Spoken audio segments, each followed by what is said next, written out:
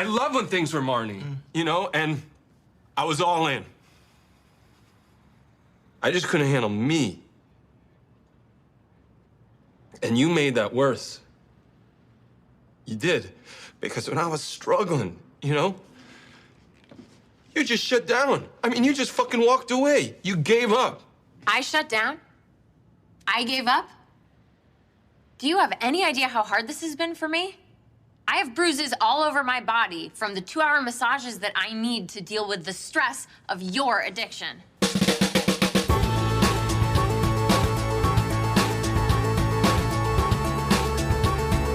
Hello, everybody. Welcome to another episode of Boys Watching Girls. We are just two boys watching HBO's Girls. We're your hosts. I'm Joe Welke. I am Vance.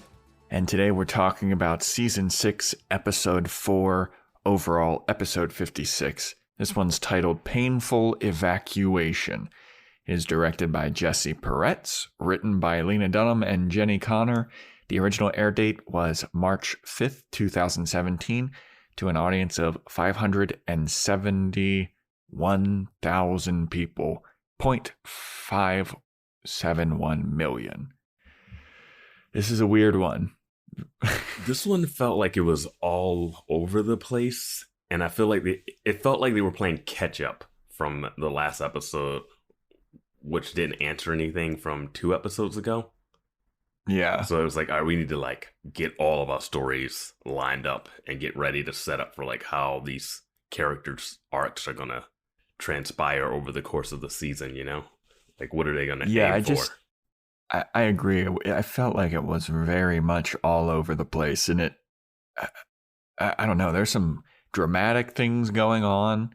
Like, this is a dramatic episode. This episode has a lot of setup and immediate payoffs, you know, like setups that you don't necessarily see them what they're going to be about, and then they happen at the end and you're like, oh, that was setting up this. Like, that doesn't, I don't really understand why we decided to do that, you know. But yeah, I mean, we'll talk about it. I don't know. I'm like, we just finished watching it, so I'm like, I don't know, I don't have all my thoughts in a row. Yeah. And I don't know, this one, all the stories kind of weave in and out of each other. So I don't even really know how to tackle going, because we usually do character breakdown. They have their own little arcs and everything. But this one, it's complicated, I feel. I think we can save Hannah for last, of course, you know, because she's the star, and she has some good stuff. I think it's really like a Ray story and a Marnie story, and Ray and Marnie kind of like link up. I think the first time we see them is the first time they're together. Right? Yeah. So I think we can hit that. And then Adam and Jessa have their own little arc. Yeah. And Shoshana's kind of within Ray's thing. So we can go with Jessa and Adam first if you want, and then pick it up at the end of Hannah's thing, or I think we could do their whole story even with Hannah. We can include that Hannah thing without, like, you know, going too deep into it. All right, well, then let's get to Adam and Jessa's story then. So we start off seeing Adam, and it looks like he's cutting hair, and he's wearing like these really tacky jeans and a shiny shirt. And it's Adam acting in a movie where he's playing, I guess, like a mobster or a hitman or something. Yeah, some Eastern European gangster of some sort, you know. That it kind of has that vibe. Oh, yeah. So he's cutting a woman's hair, and he's like, I don't know if I can do this mission. That was a terrible impression. You're no Adam Driver. And then the lady gives him a gun, and then the director's like, cut. And the director's gripe with Adam is that she doesn't feel any emotion from him when he's saying the lines. And then Adam's like, well, I feel like he shouldn't be saying any lines. Like, why is he acting this way? Why is he bringing up his mother's disease now? If he was, this is a super dramatic moment, so he wouldn't be saying anything. And she's basically like, oh, you're a bad actor. And then he's like, well, fuck this, I quit. And then he just leaves the set. Well, she says he's a great actor, but she's tired of having to deal with these like arguments and debates all the time. Which I feel like is one of those things that really does happen a ton. Like, and Adam brought up, we both want the same thing, but we just can't get to it.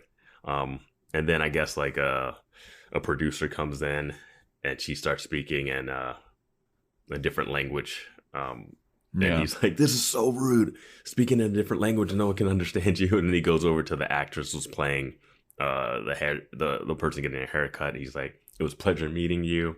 Best of luck with whatever they must have talked about." I think it was their son's graduation. Yeah, like, and then he's like, "I'm out, I'm leaving," and he like storms out of the place, takes off the jacket, says it's itchy, and like throws on the window. You know, typical actor freak out. I just thought about really honing his inner Christian Bale. I just thought about this. There's a Key and Peele sketch about a guy trying to walk out of an interview and he gets tangled up in the wire, the sound mic wire. That's like the lavalier mic, and he can't get out. And I was just thinking, he's walking away. He doesn't take off the mic. He's definitely lobbed up, and he's wearing the costume, the wardrobe. Like, him storming away it could be a career ender, maybe, if this was a bigger production. I don't know. Like, it's not a good look. Like, his agent, for an actor, his agent's gonna be pissed, number one. Yeah, but it doesn't seem like it's that big of a budget film. But we don't know. I mean, they got a bunch of people working on it, and it seems like he's one of the main characters, if not the main character. So, yeah, it's weird how the rest of this episode goes, as if that was just like, that's done. Yeah, like, wait, no, he has to go back and he needs to do this, right? Like, he needs to do something. Yeah, he probably signed a contract. I mean, one would think. I mean, yeah. So yeah, he leaves. He bails on the film. Then we get to go back to like their apartment, and Jessa's watching a video, I guess, for her therapy classes or something. She's watching some kind of instructional video about sociopaths. And they're listing all of the things, the telltale signs of a sociopath. And Jess is like, "Oh, yeah, I did that. Oh, I did that. Oh, yeah. Oh, that was fun when I did that." And then Adam storms in, still in costume. And she's like, "Adam, I think I might have been a child sociopath. And I'm fascinating. And I should write a paper about me." Yeah, she's like, "I'm a miracle." Yeah. Just unbelievable Jessa stuff. It's so weird that this is how we get information that she's still taking these classes. She's like, "I should write a term paper on this," and we're like, "Oh, okay, she's still doing it. Okay, cool. Yeah, I guess." We were questioning that for quite a while. We were like, "Is she still doing that?" I think it would be interesting to see her have a session with someone. Yeah, or like in a class talking to a counselor that's helping her, like an advisor or something. Yeah. Some kind of evidence aside from watching a YouTube video about sociopaths, or it might not be a YouTube video, but it seems like the bare minimum. And this is before Zoom classes with coronavirus. Yeah, I'm pretty sure this is like a lecture or something that she's watching or something like that. A TED Talk. Yeah. So Adam just kind of disregards that, and he's like, "Fuck, acting is such bullshit, and you got all these fucking people telling you what to do and where to be, and you don't have any idea how hard it is for me. Like, when you're analyzing people, you only have to deal with one person, and I have to deal with so many." And then this is where Jessa gets the bright idea to tell Adam to stop having to deal with all those other people and just make your own movie. And then Adam's kind of like, "You need to have funds and cameras and sandwiches." And Jess is like, "Ugh, that's such boring nonsense. You let's just look up how to make a movie." And then she's like, "Oh yeah, there is a lot that goes into this." And they both kind of like laugh and chuckle about it. It's so like they have such a strange dynamic. Yeah. I have to bring up the moment when she says, "Make your own movie," and it's a shot of him and he's like on his knees and he just growls like a wild animal. It's Like, it's frightening. Who is this person? Like, what is Adam? What is an Adam? Yeah. Who was the inspiration for that like, character? And have we put them away? Are they still roaming free in the world? Or are they being studied by a team of scientists? Or is Jessa, a real life Jessa, writing a paper about him? Yeah, it's just insane, man. Just insane. Yeah. So after that, they kind of are like, they're deciding, yeah, you know what? This would be a good idea to make a movie. And then Adam's kind of walking back and forth, like, what do we write a movie about? We need to write something like that's about the human condition and something that's real. And Jess is like, you know what's real?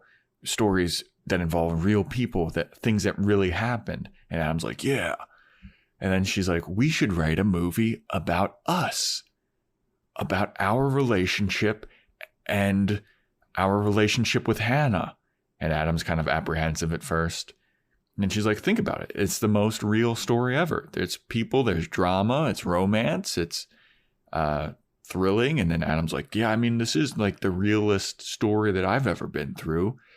And then so they kind of decide that they're going to make a movie about their own lives and their relationship and how Hannah kind of folded into it. Yeah. And because Adam's a film snob, he's like, it's got to be shot on film. And then Jess was like, it's got to be black and white. And he's like, no, that's too much. Yeah. They are... Dude, shooting it on film. He was concerned about funds earlier. Shooting it on film. They don't know what they're doing. They are talking about this idea, and she's jumping up and down on the bed. Like, they are coked out of their mind. This is like a coke-fueled idea. And I'm like, wait, you were just watching a lecture about, like, child sociopathy, and like like they just jump to this like immediately. Yeah. And it's so weird that their whole life is Hannah. Like, that's the only life story that you have right now, is this drama with your ex-girlfriend. Like, that's all that's happened in the year. Yeah. Seems like it. Oh, and I wanted to bring up when he was talking about working with people and how you have to like how you have to like just be at their call, and like there's all these people around. It's the same excuses he was making when he didn't want to be an actor before we realized he really wanted to be an actor. Like, he was saying, oh, I don't care about auditioning and the play's stupid. And he was like, oh, I was just lying to myself, you know? And now he's kind of saying it again, but now he means it this time. He's not all there. No, not at all. He is. And I'll say that his point about not speaking as much in that scene, I could get. And I thought the director was trying to meet him halfway and saying like, oh, what words don't you want to say? And then he just went, none of them. And I was like, well, you guys got to find a middle ground. You know, like, but yeah, I could see him just being a nuisance and like complaining about every single like choice. If he like, being a diva actor. Yeah, especially now that he's been doing it for a little bit, you know? Mm-hmm. Yeah. Now that he's been on whatever Sherlock or whatever, whatever Lucy Liu show was. Yeah, whatever fictional show that was. Yeah. But yeah, I was going to say the same thing about how it was like, this is like a Coke. Like, I feel like we saw this same thing with Jasper and Jessa, where they're like, that's the best idea ever. We should do all of this stuff when they're on drugs. Yeah. And I'm like, they're completely sober right now. Like, this is crazy. Mm-hmm. Yeah, it is fairly insane. And then they start making out and everything. And their relationship is wild to me. Yeah. I mean, that fight did nothing but bring them closer together, apparently. So, yeah, Adam was a little bit apprehensive at first about making the film and involving Hannah, because he's very much on the side of like, we don't need to deal with her anymore. But once he decides it, I guess he and Jessa both make the, mature adult decision to approach Hannah about it and be like, hey, we want to make sure that you're okay with us making this movie. Yeah, they wanted to get the rights from her, which is we're not even there yet, but we just wanted to bring it up. And I was like, wow, thought they would try to work it a little more before they brought it up to her. Because the weirdest thing is we haven't seen them interact. Yeah. The two of them interact with Hannah. We have not seen it. We've seen Jenny Slate come down the stairs and laugh and that's about it. We haven't seen them in a room together talking. And the first time we see it is them wanting to pitch this idea. It was so... I want to be honest. I feel like the Adam and Jessa relationship, whenever I watch it and see it on screen, it feels very claustrophobic to me. Whenever I see them together, it feels like they're always only in one room and they're trapped in one room together. Mm-hmm. Yeah. And so much of it just is involving Hannah and then Laird now with the baby. And we still don't know what happened to Caroline. Yeah. Oh yeah. We don't know. I was thinking about that when, because Hannah comes home and then they're waiting for her in the lobby. And I was like, oh, they're just in the lobby because they're not staying at Laird's place or anything. So I'm like, yeah, Laird's and his nephew is or his niece is right behind the door back there. So I don't know. Yeah, their relationship stresses me out just because we've seen how explosive it can be with the huge tear down the apartment fight. Yeah. And then it just doesn't seem healthy. They don't, it's not good. Did them together is destructive, I feel. Did you think that when, did you think that Ray was going to come home and they were going to have that idea and Ray was going to be I'll write it? Because it's brought up in the middle of this episode that Ray had a failed sitcom script that he wrote. I didn't think that's where that was going. Because there's a line later where Ray's I'm going to go home wherever that is, and I was like, oh, yeah. He's going to go home and he's going to run into Adam and Jessa and really be pissed off with them, but they're going to pitch this idea and he's going to be I'm going to try and write it. I just, for some reason, I was maybe that's what Ray's, arc will be or something. That would be interesting. That'd be really out of left field because we had no idea about because we've seen him with the music. Yeah. Hermie gives him kind of a talk. He's I've been through all this with you, the music, the failed sitcom, the community board, blah, blah, blah. We never got to see the failed sitcom writing. But I'm saying that this episode has a lot of setup, payoff immediately. So, yeah. Yeah, that's true. I was mainly confused about why Adam and Jessa would feel the need to go up to Hannah and ask her for her blessing to write the movie, because she probably didn't do the same when she put them all on blast with her writing stuff and her storytelling. So I would be we don't really need to do that. It's an odd scene because you don't need it. If you lost that scene, you don't really get anything. Yeah, it was wild, but that kind of concludes their story for this episode. So we'll see what their movie turns out to be. I'm very curious to see who this is what I'm going to predict. I'm going to predict that they cast somebody really fat and gross to be Hannah, and Hannah's pissed off about it or something. Oh, I do not want this to be a season finale that is us watching Adam and Jessa's movie that they made about the show we've just been watching for all these weeks. Yeah. Yeah. I don't want to do boys watching girls watching girls. Yeah. For a year at this point. Yeah. Going through this. But yeah, I'm predicting that they're gonna cast somebody gross to be Hannah, and they're gonna be what's the problem? And Hannah's are you serious? I don't look anything like that. No, that's what you think of me? Yeah, I got nothing. I'm kind of hoping this thing just dies. Ray's sitcom. Yeah. Speaking of Ray, shall we get into Ray's story for this episode? Let's do it. All right, so we start off with seeing Marnie and Ray banging. Ray's fully naked. Marnie's got a shirt on. She's Donald Duck in it. She's Winnie the Pooh in it. Because Marnie can never have any of her scandalous parts seen. Dude, they show us a lot of Ray, man. I've seen a lot more of Ray than I ever thought was possible.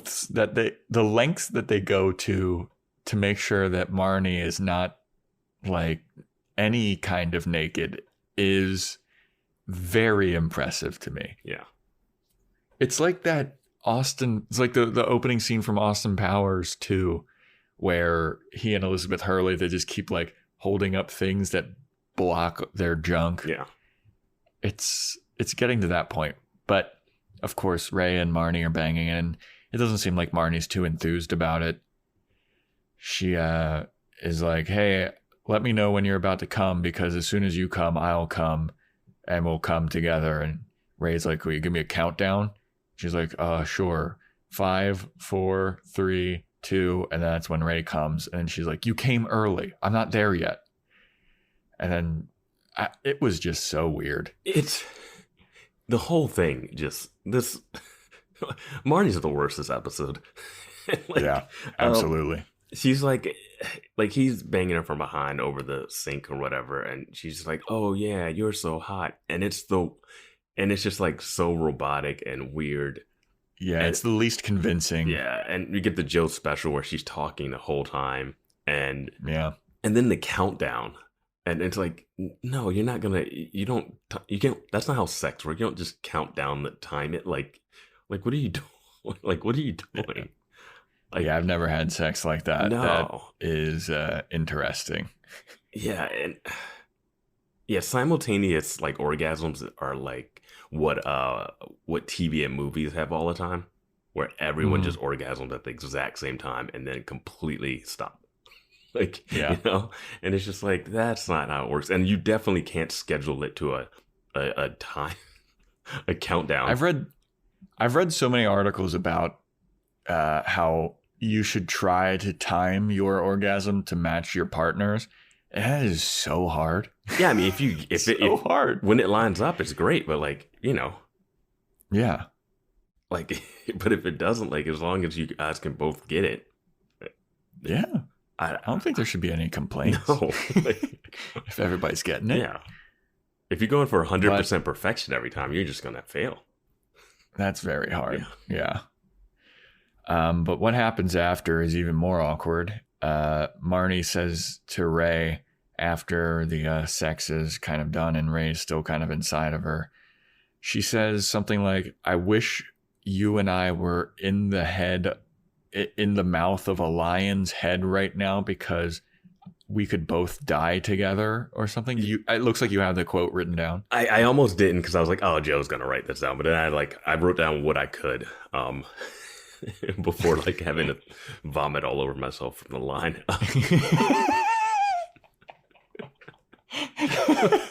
That's why I was late to this podcast recording. I had to clean myself up. She says, I want to die inside the mouth of a lion with you, so that we can all die, so that the two of us can die together. And Ray, rightfully, has does not know how to react to this at all. Yeah, and then she no-sells it. And then she gets upset with him because she says, that's the most romantic thing, and I wish someone would say something like that to me. Yeah, she's like, what I just said to you is poetry. Yeah. And I can't believe that's your reaction. I wish somebody would say that to me. And Ray's like, no, I mean, it is poetry. It's just it's a little weird. Yeah, it's more than a little weird. It's all weird. It didn't even make sense with the way the scene had started. Yeah. And by the way, Ray still doesn't know about Desi or her.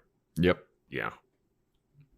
Yeah, because after the lion thing, they have kind of a conversation where Ray is kind of being like, hey, do you want to like go out and just like get some dumplings or go to a restaurant? I feel like I never see you anymore. Like, I'm only here basically to fuck you, and you've just been busy. Like, you're going to your booty sculpting classes, or you have a meditation practice or a massage.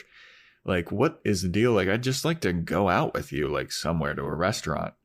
And then Marnie's like, well, I've just been really busy, and so I can't do anything tonight. And, I got a meditation thing, and it's just, this story is like so boring that you wouldn't even want to know where I'm going to be tonight. And then Ray just kind of zones out. Yeah, it was really interesting because normally I thought they would just like cut away or something when she rambles on, but it goes into Ray's face and he's just in the trance of like, what am I listening to? Like he completely disappears. Like it's an out of body experience that he's having. Yeah, Ray is just completely zoned out, questioning all of his life decisions, it seems like. Mm-hmm. And Marnie's rambling about whether she should get an Uber for something, and then he snaps back to reality. Oh, there goes gravity. I was hoping that didn't. As soon as you said it, I was like, oh no, that's coming.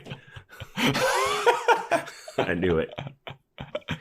But yeah, he snaps back and he's just like, what? Yeah, sure, get an Uber. And he just looks like the most depressed human being on the face of the planet. Yeah, man. And why is he in this? Like, why is he? I don't understand how he was able to be on tour with her and Desi and still keep the relationship together. Mm-hmm. Like, because I'm sure she was like this then too. Of course. Marnie's the worst. She's been awful the whole time. Yes. And Ray has 100% stuck around, and I don't understand why. Because he's entranced by her hot bod that no one ever gets to see. Yeah, but it's like, it's not even like he hates being a booty call. Like, for some reason you would think, sure, that seems like the best use of Marnie in this situation for him. You know, like you do not want to, like, you really want to sit and eat dumplings with this girl? Like, what the hell are you guys going to talk about? Yeah, I mean, at this point, what are they going to talk about?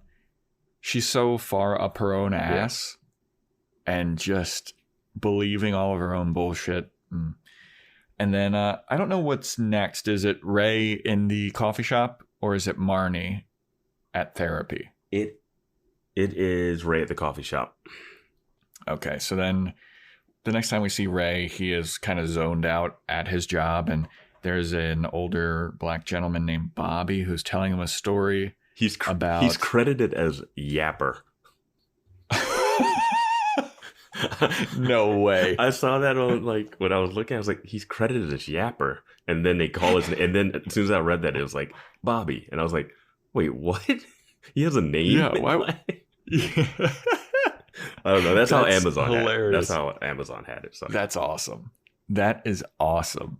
Yeah, because his character has a name. It's so rude. Yeah. But anyway, Bobby's yapping about a story about, it basically sounds like there was a gay underground railroad in New York or something. I never knew about that. No. Me neither. We need to talk to Elijah, find out if he knows about it.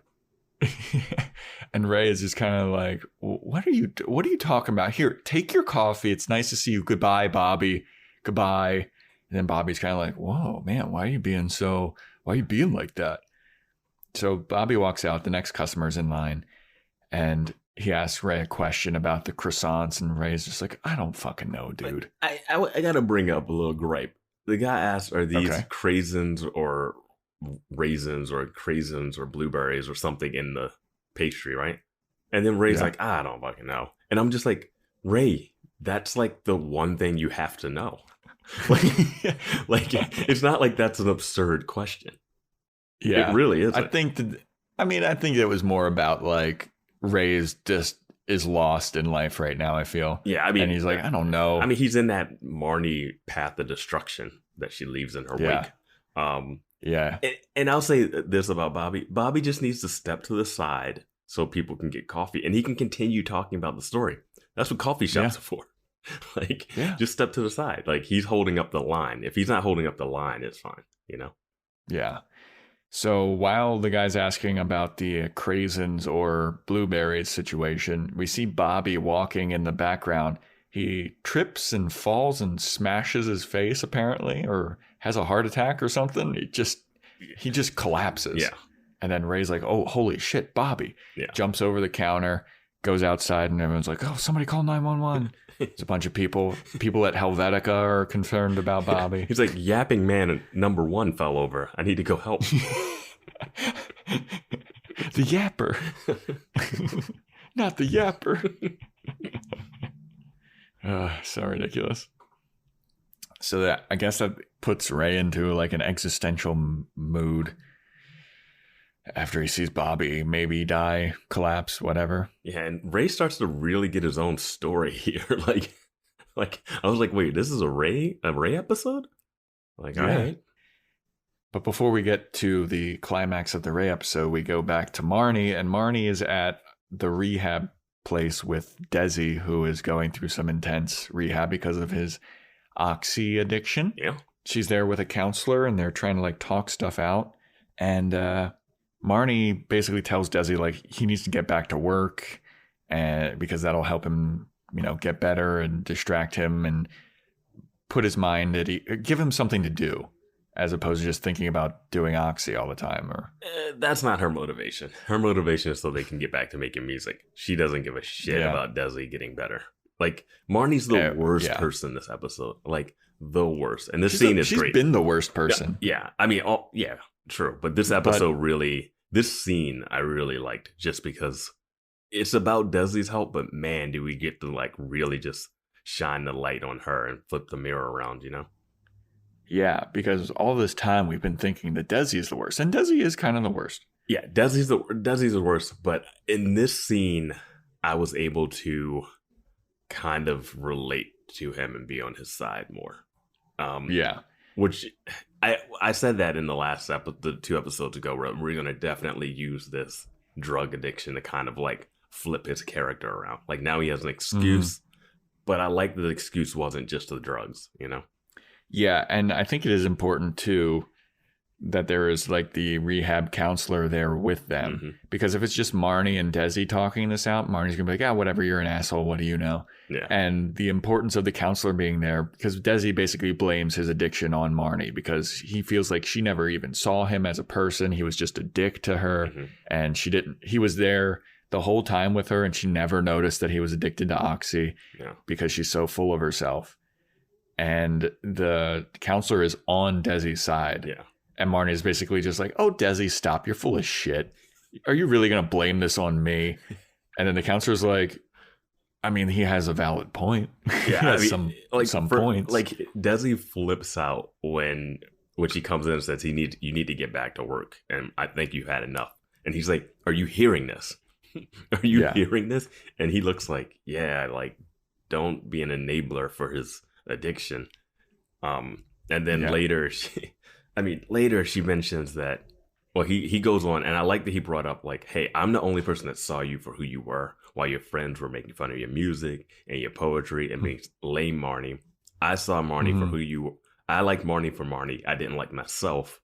That's why I was doing the drugs, but you only saw me as a dick and a person that could help you get your music made, and you didn't care. And that's why you didn't notice, because you're so like self-involved. Which it was the most truth bomb moment. Which echoes back to what Hannah's character said 2 episodes ago, when it's like it's hard for you to see a person's flaws when you're so busy, like so self-involved with yourself, And that's like 100%. And then Marnie goes on to make it worse by saying, "Oh, you think you have it bad.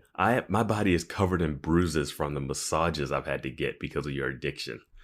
And Desi and the mediator, the therapist, are like, wow.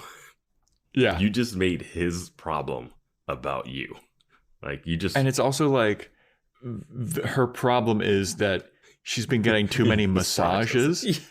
Go fuck yourself. When that line came out, I wrote that down. I was like, geez, Marnie, you are the worst. Yeah. When she said that, I was like, who is going to sympathize with the woman that's getting multiple 2-hour-long massages? Yeah. While Desi has the chills and is going through withdrawals. Yeah. Still wearing holy sweaters. Yeah. I mean, they're doing a good job of making Desi look rough. Yeah. Yeah. He's not looking good, man. No, but he's making more sense. He's lucid in the brain, Yeah. And I know that, I said it earlier that it's important to have the therapist there, but I think that Marnie would also write off the therapist, be like, whatever. What does he know? He doesn't know shit. Yeah, I wish we would have gotten one more scene with her after this, because this is her last scene. Yeah, because then we go back to Ray, which is the far more important and crazy story. It's crazy, but I'd rather see Marnie's journey than Ray's journey. Yeah, at this point, I would rather, because people have been saying this kind of stuff to Marnie the whole series, and she's just never learned. No. Like, nobody learns anything in this show. And that's fine. It just seems like now we're running out of time for... Yeah. Yeah. I don't think any of this landed, It didn't seem like this landed with Marnie. Yeah, no, because I feel like by the end of the scene, she's still like rolling her eyes. Yeah. Being like, whatever, you guys are all stupid. Yeah, I'm writing Marnie off as a lost cause. Yeah, she's done. Yeah. She's going to reside in the basement of the likability rankings from here on out, maybe probably. She'll do some drugs and get rehab right at like the second to last episode and completely redeem herself. Like the whole time she's been on, she's been like huffing glue or something and we haven't noticed. That'd be hilarious. just a complete 180. Yeah. Though it wouldn't surprise me if she had the pill popper addiction type like thing. Eating disorder, pill popper addiction, something like that. Yeah, I could see. But yeah, you would need to introduce that before the last 7 episodes, I would think. So getting back to Ray, he's in the coffee shop with Hermie, Colin Quinn, and he's still kind of rattled by the death or collapsing. I don't know if he died, but I'm going to just assume they died. The death of Bobby.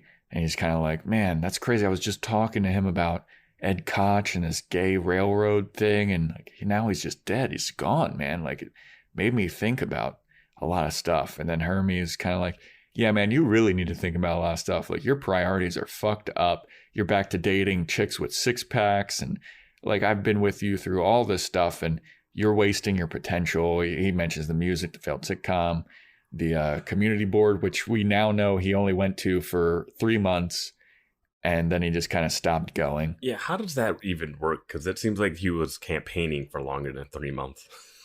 Yeah, he was like an elected official and then he just kind of stopped. Well, I guess once you leave to go on tour, then it's a wrap. Yep. So he's done with that. Wait, I thought he was still on the board. I thought we were getting him on the board when Bobby started talking to him about stuff. That's kind of what I thought. I thought that's what that was going to be, but apparently not. Yeah. I thought it was one of those things like Jessa's therapy stuff, where it's just like it's happening in the background, but it's not that fun to show. Yeah. Maybe. Yeah. I don't know. But no, he apparently quit after 3 months. I really thought that was going to be his calling, man. I thought Shoshana. Me too. We need Shoshana to say something about that rather than Hermes and stuff, because Shoshana worked really hard to get him in that role and she's the one that talked him into it. So for him to quit that, she should have taken that personally. I mean, as soon as he became the community board thing, my prediction was like, oh, maybe he's going to get more into doing politics and he's going to become mayor of New York or whatever. Or, like a state senator. I don't know, something. I just feel like that's a way to get Shoshana into the story, who's been sidelined oddly in this one. Yeah, so basically Hermes is just like, yo, your priorities are fucked up. You really gotta get your shit together. And then Ray's like, what the fuck do you know? I'm leaving. Fuck you. And then he storms off. Yeah, that's pretty much it. Yeah. So then he goes over to Shoshana's to be like, Hermie was telling me that my priorities aren't right. And what the fuck does he know? I'm doing pretty well. And then Shoshana's like, well, maybe he has a point. Maybe he wants you to have a better life. And he's like, well, I could end up like him. Or she said something like, he's worried that you're going to end up like him. And he's like, well, what would be so bad about ending up like him? He owns his own business. He's married. He's got the wisdom of 1,000 fortune cookies. And as he's saying that, I was like, yeah, I mean, that's not the worst life. Like, he owns a business. Like, he's killing it. Yeah, I don't know where this wife of his is, though. Yeah, we've never seen her. Yeah, and especially at the end when we're like... Yeah, I'm really confused about that. Yeah. But, so yeah, he's like, what would be so bad about ending up like Hermie? And then Shoshana basically is like, well, Hermie basically wants you to have a better life than him. He sees that you have more potential than him and he wants you to use it. And then Ray's like, you know what? You're right. And for me, I don't know what that is. because Hermes is also the one that said, don't go back to college. I'm going to let you manage this new coffee shop. Like, that was Hermes' handout. So Yeah. I don't know what the next, is it just relationship stuff that Ray needs to figure out? Because maybe he thought that it was going to be like Ray's was going to be the next Starbucks or something. Like he's going to start a coffee empire. Or like spin off into some other, or at least like do something other than go on tour with a terrible band and follow a girl around the country. And that's a good point. Yeah, that's a valid point. He did try the coffee truck thing. Yeah, and then but we all know how that ended up. Yeah. Unfortunate blowjob car accident. Yeah, you know those take down so many of the coffee truck. I know, we've all been there, getting a forced blowjob car accident. You read that, that's business 101 right there. That's the first thing they teach you. Yeah. So anyway, then Ray is like, you know what? I'm going to go apologize to Hermie. I feel bad for storming off and, you know, basically tell him to go fuck himself. And then that's it for Shoshana. Oh, no. Before all this, he says he's going to go apologize to Hermie, and then he's going to make something of himself. He's going to do something that people will never forget. And then Shoshana's like, Ray, are you about to go kill yourself? And Ray's like, what? No, I'm not going to kill myself. Are you going to kill yourself? And she's like, no, but it just sounded like, you know, with your whole, I'm going to do something to make people remember me or that they'll never forget. Like, I thought that it sounded more like a shooting instead of killing himself. Yeah, I did not get suicide at all from his excitement and everything that he was doing. And I love the shot. He like walks out of frame and then like comes back and is like, Shoshana, what was that about? And he's like, we're going to talk about this later. And she's like, no, we don't have to. And she's like, oh, this took a dark turn. And I'm like, you made it dark. You made it the darkness. Yeah. And this show loves to like do the suicide references, which I brought up a bunch of times. Yeah. But that one came out of like left field. Like, I mean. Yeah. For that, I thought like suicide is not the thing that happens after somebody says something like that. For me, in my mind, that seems like, you know, a school shooter, like manifesto thing. Yeah, and that's just like specifically just the wording. But like what he's talking about is like, oh yeah, I'm going to apologize to my friend and try to make something better of myself. Like that's the underlying meaning of that. Yeah. And I didn't get like, oh, he's like so pumped up that he's going to kill himself. Like that, like that. I'm going to go make something of myself by killing myself. That's like Jessa and Adam jumping up on a bed talking about their movie and they being like, okay, so we should just kill ourselves now? Like, no, that wasn't the energy of the conversation. But yeah. Yeah. So then Ray walks on over to Hermie's apartment and he's knocking on the door. He's ringing the doorbell. He's like, Hermie, Ray's here. And as soon as Hermie didn't answer after the second knock, I knew where this was going. Yep. We finally got a payoff from like season 1, maybe. 2, yeah, maybe 1 or 2. I don't know. I can't remember. Yeah. So Ray's banging on the door. No one's answering. And he's like, all right, well, I'm coming in. He has keys to Hermie's apartment for some reason. He comes in. He's like, Hermie. He's looking all around the apartment. Hermie, where's Hermie's wife? Hermie, where's Hermie's kids? Hermie. Yeah. He finally comes into another room and he sees Hermie laying down. He's like, oh, Hermie's asleep. Let me wake him up. Shakes him. Hermie. Shakes him again. Hermie. They start violently shaking him like, oh no, Hermie. Hermie's dead. Yeah. Yeah. And it's weird because one, like you see it coming. You see it coming when he shows up and he walks in and he's talking. You're like, okay, I've seen movies and TV shows. I know what's happening here.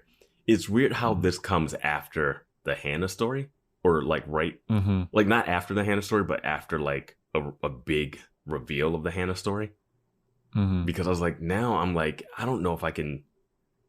The weight of Hermie's death is not my main focus right now. You know, like I was still reeling from that really big news that we're going to get to. Yeah.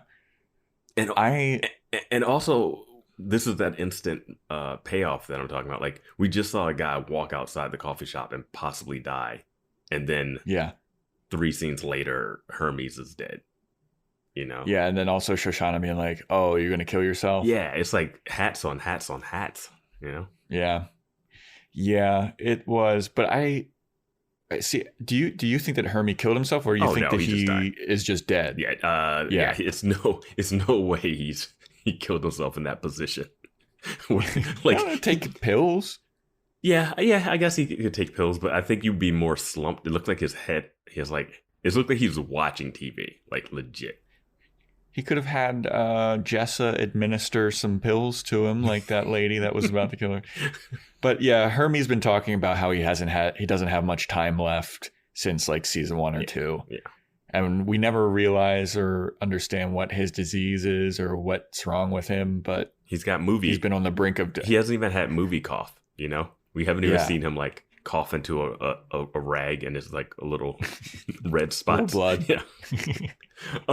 Yeah, he's been just like ready to die for 4 seasons now, and he was still kicking until today. If Ray didn't make him close up the coffee shop, he probably wouldn't have been so stressed out.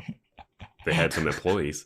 I'm curious to see how Shoshana takes this, because we ended a season with her dancing with Hermes. Yeah. So like she's had like a lot of season finales with him, you know? Yeah, and she just did the whole rebrand of the thing where it's like the anti-hipster coffee shop. Yeah. Which I don't know, man. So yeah, Hermie's dead, and that's it. We kind of end. That's the episode ender. We kind of have a zoom out on Ray where he's looking like, oh my god. Is that the episode ender? Is that what we end on? Oh wait, no, it's not. Yeah, it's not. That's what I'm saying. It's like it has 2. That's why I was getting confused. There's like 2 of those in this one episode. Yeah. Yeah. It does end with Hannah, which I guess we should get to now. What if we don't talk about Hannah? Yeah, it just ended up episode early. All right, you guys. Figure it out what happened to Hannah. The next episode is called...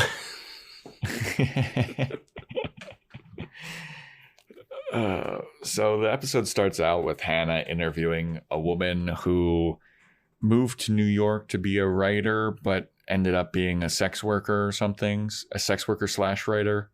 And she's basically talking about how hard it is to be a writer and how much harder it is to be a woman who is a writer. And I don't know. I didn't really understand the point of this scene. I mean, they set it up later too. This woman is played by Tracy Ullman, who, fun fact, The Simpsons debuted on the Tracy Ullman show. She had a sketch variety show, and that's where The Simpsons debuted. So it comes in hot, and I wasn't really sure what to take. I wasn't even sure, like, oh, is this an interview? Is she meeting with someone? Like, I wasn't even sure what was happening. Initially. I wasn't either. Because Tracy Ullman's going. I think her name's Ode or something. And she's like an older woman. She's got cats everywhere. She's talking about like, oh, writing this and that and that. And the big takeaway from this one is that she's like, oh, it's hard being a writer and a woman. And it's and then it ends up landing on childless. Like, being childless is the natural state of a female writer. Like, not having kids is the natural state of a female writer, which works for the episode, I guess, but it's not. I wouldn't say that's true at all. Well, it seems like Tracy Ullman's got a couple of screws loose as well. Exactly. She's theorizing about, how men who are writers, they always have this insatiable ambition, and it's always thought that female writers need to be the same as men, but it's not true. And she's saying that men writers always need to be on, they always need to be working, they always need to be doing something. But she's saying, it seems like she's making the point that like women don't need to be like that. They can take breaks and they know how to, I guess, schedule their time or something. Hannah was struggling with like, she was like, I thought if I made it as a writer and everything became successful, the rest of the stuff would all fall into place. Like if I succeed at this thing, then everything will line up. And Tracy Ullman's character is like, can you even imagine that? Like that, can you even imagine what that would look like? And like Hannah can't really. And like I felt that because I'm going through my own little writing woes with this project I'm working on. So I was just like, I can see this. I can get it. Yeah. And that's why I wasn't sure if Hannah was writing a story or just meeting with someone to talk about writing first. Well, I thought that she is writing a story because she has a notebook with her and she's writing stuff down. Yeah. No, she's definitely writing a story because she mentions deadline later to her mom. Yeah. Yeah, because, the next scene that we see, Hannah, is there anything else to glean from that scene? So the next scene that she is in, she's sitting on the turtlet, taking a pee. She's having a hard time because it's painful pee. And Elijah's in the bathroom with her taking a shower. Yeah, and this is where we get our title payoff. Yeah, because Hannah's having some painful evacuations. You were half right. You were half right. I said poop. Yep. It's a pee. Yep. Hannah's got a UTI.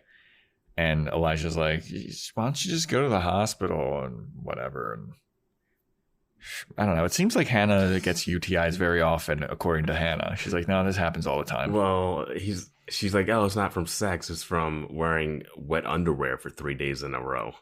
And and Elijah's just like ass out showering while she's on the toilet. And he's just like, you're gross. Yeah. It's just like, what is... like, I don't know, like, Adam and Jessa's relationship makes you a little uncomfortable. This relationship is starting to... It was fun for a while, but now it's getting too... I don't know. Yeah. I don't... Like, I know that... How did Fran live there? Honestly, come on, man. Yeah, that is wild. Yeah. I know that women have relationships like that where they'll like, they'll pee and someone else is in the shower and they see each other naked all the time. That's how the first episode of this show started with Marnie. Marnie wakes up in bed with Hannah and then they're in the shower and bathtub together. Yeah. But do women have that same relationship with gay men, do you think?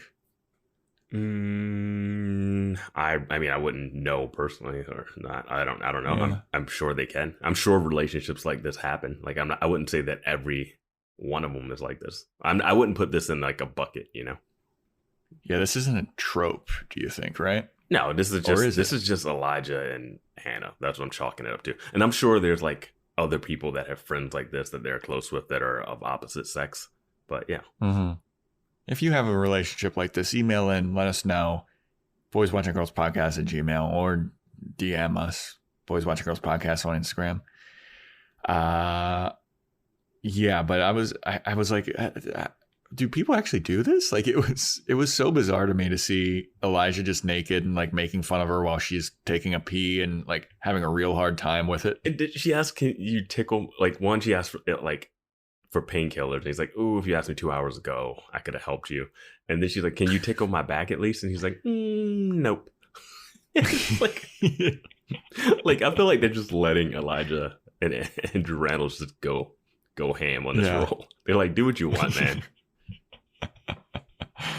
So then eventually Hannah's having such a hard time that she calls her mom, and her mom is doing some kind of like, she calls it her Tracy. I don't know what she called it. It's like video. It's like jazzercise or Zumba, but not really a lot of movement. Yeah, it's like a workout tape for old people. It seems like, and but she got it from Hannah. Well, I mean, where do you think Hannah got it? Hannah probably got it at like a thrift store in the VHS section. And Hannah like obviously doesn't use it because while her mom is talking about like, yeah, I'm doing the Tracy, Hannah's like, oh yeah, I'll need to get that back from you whenever my knee heals. It's like, I love her like phony excuses to not work out. It's great. Yeah, it's so fantastic. Mm-hmm. But she FaceTimes her mom and she's like, Mom, I'm having some blood in my pee again. Like something's up. And her mom's like, well, let me see. And then Hannah just takes her phone, shoves it between her legs, and shows her mom the crime scene. Like, for me, I think just saying that would be enough. I don't think I would need you to send visual proof. I'll take your word for it. Yeah. Yeah. But it's also like, logistically, you wouldn't be able to see anything. It'd be too dark. Yeah, I mean, it makes no sense, and it's nothing the mom could do from getting that picture. She's not a medical professional. You have to go. And, like, that's when Hannah says, oh, I don't want to go. to the ER because I got this deadline. And the mom's like, go to the ER. Yeah. You're about to be dead. Line. Yeah. I mean, if it was enough that you decided to call her and send a picture, you're concerned enough, you know. So eventually Hannah does make the trip to the ER, and lo and behold, the biggest shocker in girls' history. She's sitting on the gurney and waiting for the doctor to arrive, and she opens the curtain. Who is it but Josh, a.k.a. Patrick Wilson? Nope, Joshua. Oh, Joshua. Get it right. Joshua. Get it I right. made the same mistake that Get Hannah. it right. I'm so sorry, Joshua. I'm so sorry. I said Josh because that's his character's name in Insidious as well. Oh, no. But in this one, it's Joshua. Yeah. I'm sorry. A.k.a. Patrick Wilson, a.k.a. the man from One Man's Trash. Yeah. And Hannah goes, oh, shit. And Joshua goes, oh, shit. I mean, I was like, this is kind of amazing. It was fantastic. A fantastic moment. Because there's so many characters that come in and out of this series that you're like, oh, we'll never see that person again. Yeah. But when you get the surprise of Patrick Wilson being back, amazing. And this is why, because the Hermie's dying scene happens after this scene, and it's so hard to focus on that when you just had this one bombshell, and then we're about to get another one. Yeah, so Joshua's like, oh, how have you been? What's been going on? She's like, oh, you know, just writing, blah, blah, blah. I think I got a UTI, so if you could just give me some painkillers or Oxycontin if you're feeling fancy.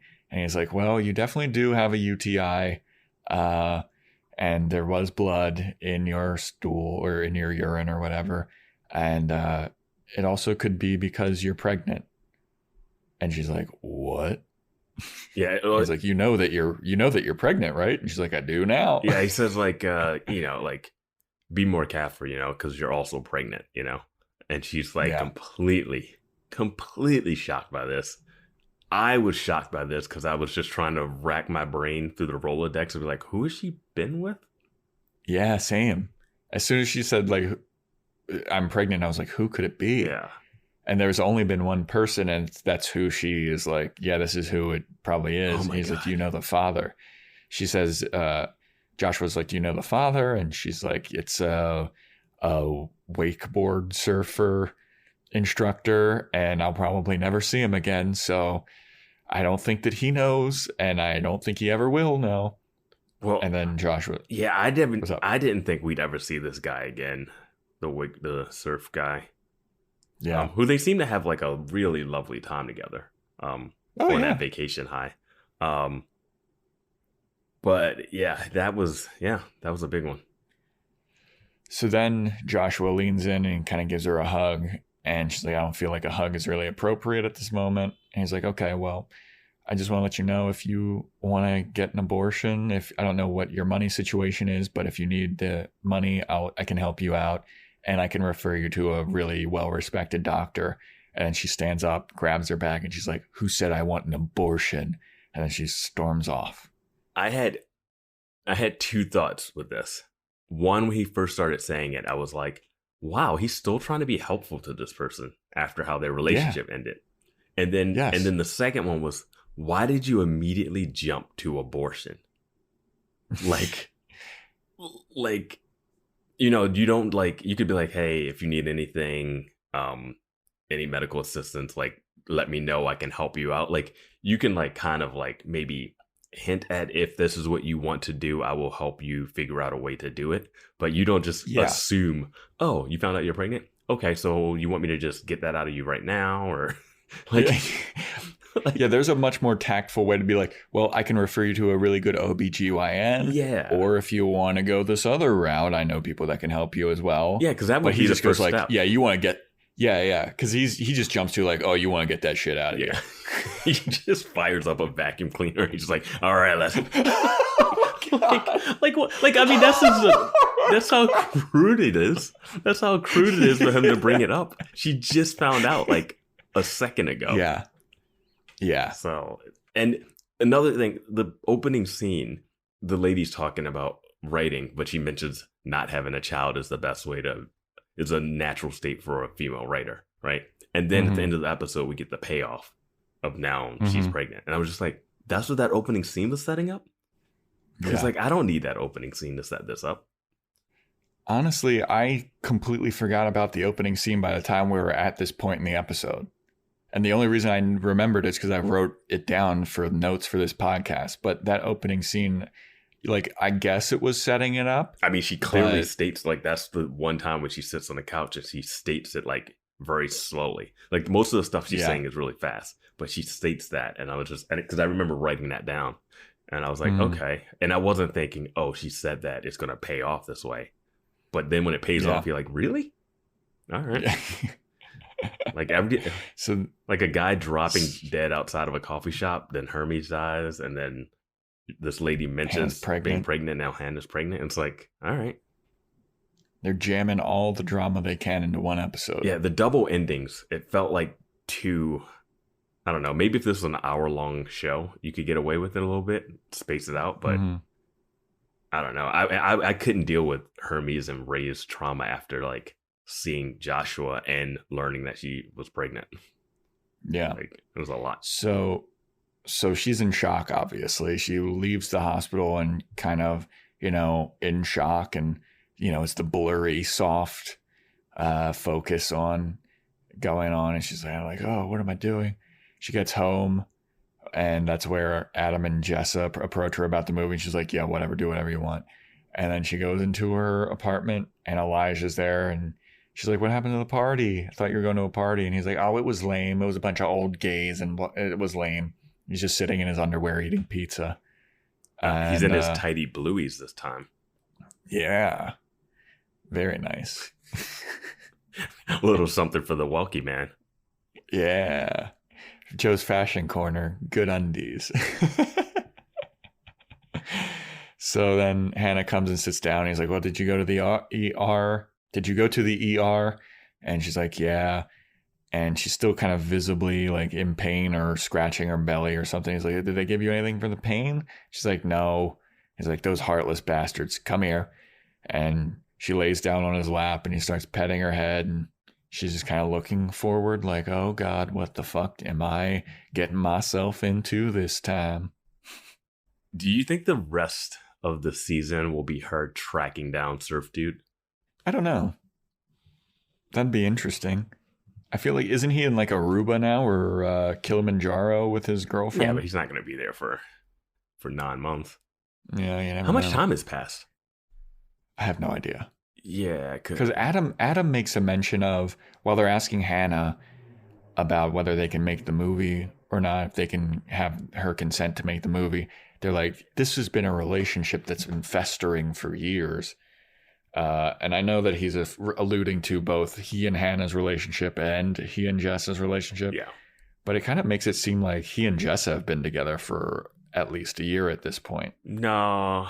I mean, even if they had, we start this season, it might have been a jump, because she doesn't go to the surf camp till after. So they've been together throughout the whole between of the season. So it could have been a year, but like, it's not, her at the surf camp wasn't a year ago, Like, it wasn't like I'm just trying to figure out what time frame from that first episode to now. But there's no real markers to indicate. I would say less than a month. Probably less than a month, obviously. I have no concept of time with this show. I have none. How early on in a pregnancy can you find out that you're pregnant? Ladies? I don't know. I mean... Yeah, I don't know. I don't know the tests you have to run to figure that out. I mean, I'm sure they just had her pee on a stick for the UTI thing. So I'm sure that just comes up on the marker. Yeah. And I would assume it's been like a month, because otherwise maybe, I don't know. The way Hannah treats herself with like wearing wet underwear for multiple days, like who knows if she like missed her period and didn't know, So I don't know. Yeah. Yeah, I'm not sure. but a lot of bombshells. Hermie's dead. Bobby the Yapper's dead. Hannah's pregnant. Adam and Jessa are making a movie. Shoshana is doing something. What was she doing that scene? She's doing arts and crafts on the floor. We've seen her 2 episodes ago having a complete breakdown. She obviously hasn't told Ray about Marnie. Yeah. Yeah. And Marnie is to blame for Desi's drug addiction. Marnie's been ruining lives, man. Like, look at the people that have come through. Like, Charlie's a mess. Ray's Do you think that Ray's going to stand up to her at a certain point? Yeah, I think that shot of him zoning out was the breaking point for him. Yeah, where I think that him seeing Hermie die is like him being like, oh, I really do need to reprioritize some things. Unless it pushes him to be like, pushes him deeper into Marnie and being like, if you were here, maybe I wouldn't have died, because who knows where Hermie's wife is. Like, we don't know anything about this lady. It looked like a bachelor's place to me. So yeah, there's no way. Maybe he made up that he had a wife. Just we've convinced Ray. Hermes isn't even his real name. Yeah. But yeah, that's the episode, everybody. That is Painful Evacuation. You have any final thoughts on it, Vance? No, I think we covered it all. Yeah, I think so too. I think we did it rather well, rather succinctly. And yeah, we have another episode coming up that is titled Gummies. What do you think that's about? Vitamins, prenatal vitamins. Nailed it. Oh yeah. I think it's going to be somebody takes weed gummies and trips. See, you normally call those edibles, So that's what I would think. I don't know. I'm going to say prenatal gummies because Hannah hates taking vitamins, I'm sure. Okay. So okay, these are like candy. All right. Well, we've got 2 varying different predictions, so this is going to be exciting to find out who's right. I can't wait to find out the third option. Yeah, it's going to be like somebody lost all of their teeth and they started calling them gummy. They're like, bullshit. Have you ever gotten a blowjob from someone with no teeth? Yeah, that's we call it gummies. Like it's something weird. All right. Well, thank you for listening, everybody. Yeah, stay tuned for the next episode, Gummies. Follow us on social media, Boys Watching Girls Podcast on Instagram. And if you have any questions or suggestions, or just want to email in, say that you appreciate the show, that is boyswatchinggirlspodcast@gmail.com. Thank you, and we'll see you next time. Later.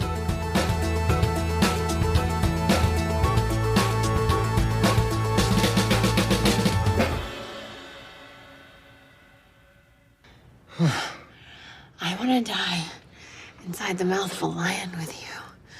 And that way we can be together forever. Even in the moment of our own death.